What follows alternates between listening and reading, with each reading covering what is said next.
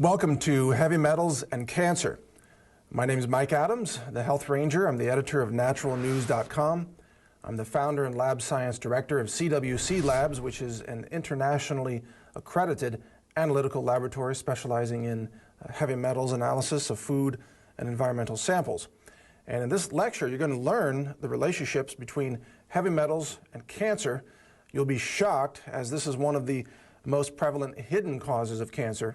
And you're being exposed to heavy metals through food, personal care products, even many natural and organic products that you may have thought were clean. So I'll be sharing with you all the details that you need to know, including how to protect yourself from these heavy metals by using some simple dietary and lifestyle strategies.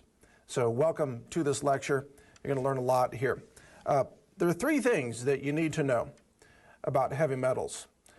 One is that heavy metals do cause cancer. Of course, they cause other disorders as well, kidney problems, neurological issues, but they also cause cancer.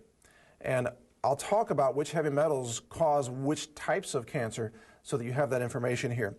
The second thing is that heavy metals are very high, or relatively high, in many so-called natural or organic products. Now, there's a logical reason for this. It's because non-natural or heavily processed products are, by definition, processed or isolated ingredients or raw materials. So the heavy metals that were in the original plant are taken out, leaving just the processed product. For example, if you take a natural cacao chocolate bar versus a Hershey's bar, which is mostly just sugar and milk fat, which one has higher heavy metals?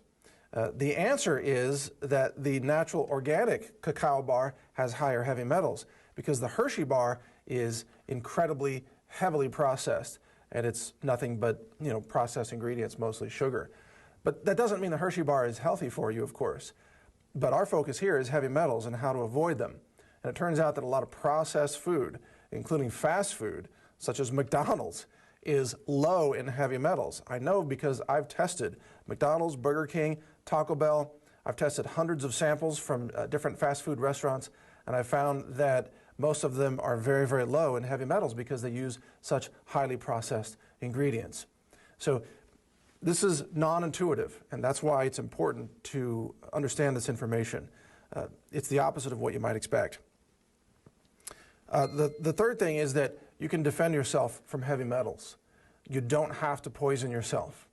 And in this lecture, I'll show you exactly how to defend yourself from these heavy metals. It's very simple. Your body can eliminate them naturally. There are many things that you can do to boost your defenses so that you're not poisoning yourself. Because if you're dealing with cancer, or if you're dealing with diabetes or heart disease or neurological disorders or even depression, then you may have a heavy metals toxicity exposure. And so you need to know how to avoid those and how to eliminate those from your body. So the scope of what we're talking about here are what's called the big four heavy metals, which is lead, cadmium, arsenic, and mercury. And in addition, I'll talk about what are typically trace heavy metals such as nickel and copper, as well as aluminum, which is a lighter metal in terms of its mass. However, it is still a very toxic, a neurologically damaging metal. So we'll talk about that as well. I'll give you sources of exposure for each of these and which cancers they cause. So let's go through the metals now and talk about routes of exposure and how you can avoid these in order to protect your health. Arsenic is the first one. Now, arsenic is typically known in two different forms called organic and inorganic. Organic simply means that arsenic is one element in an organic molecule, which typically means it has carbon chains. Organic molecules are more complex molecules such as pesticides, herbicides, or vitamins. Vitamin C is a big complex molecule, for example. Inorganic arsenic is in its what you might call metallic form or isolated form. And inorganic arsenic is very, very toxic to human physiology, whereas organic arsenic is not very toxic. So the form that you're getting matters quite a lot. In other words, if you're getting arsenic that has been grown into apple seeds by an apple tree, and apple seeds do contain organic arsenic, that is not nearly as harmful as inorganic arsenic that you might get from something like a water well. So the form of arsenic really, really matters. In certain forms, it's safer. In other forms, it's very dangerous. Now, mercury is a bit of an exception to this because it's toxic in every form. There's no such thing as a safe form of mercury, not ethyl mercury or methyl mercury or organic, inorganic, and so on. Now, arsenic, where are you? Well, let's talk about what it's linked to in terms of its cancers. Arsenic causes lung cancer and bladder cancer. There are hundreds of thousands of people that die every year around the world from drinking arsenic out of a water well. Now, that arsenic is, quote, naturally occurring, but it's very toxic and it causes cancer and it kills hundreds of thousands of people. And studies have shown that arsenic continues to raise the risk of cancer many, many years after initial exposure. So if you've ever consumed water from a contaminated well, your risk of cancer is high, even if you're not consuming that arsenic-tainted water today. This underscores the importance of having a good water filter system. If you have well water, you need to have your well water tested.